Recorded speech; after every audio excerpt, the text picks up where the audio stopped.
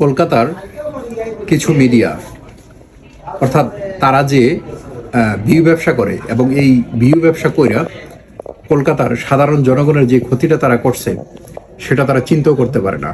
কারণ আমরা এটুকু জানি যে কলকাতার ব্যবসা বাণিজ্য অনেকখানি নির্ভর করে বাংলাদেশের ক্রেতার উপর, এবং বাংলাদেশের যে টুরিস্ট এখন তো যাওয়া একদম টোটালি বন্ধ করে দিচ্ছে। এই বন্ধ করাতে ক্ষতি এই মিডিয়ারগুলো যতটুকু না হয়েছে তার চেয়ে হাজার গুণে বেশি ক্ষতি হয়েছে সাধারণ জনগণের এবং কলকাতার ব্যবসায়ীদের। এবং কলকাতার সাধারণ জনগণের বোঝা উচিত যে এই যে যারা ভিউ ব্যবসা করতেছে, অর্থাৎ কলকাতার কিছু মিডিয়া যেমন রিপাবলিক বাংলার তার কথা তো না বললেই না।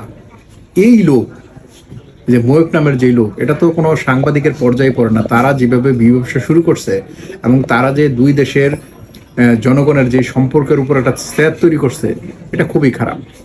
সেজন্য কলকাতার দাদাবাবুদের বোঝা উচিত যে তাদের কি করতে হবে, কি পদক্ষেপ নিতে হবে এই ভিউ ব্যবসায়ী বন্ধ করার জন্য।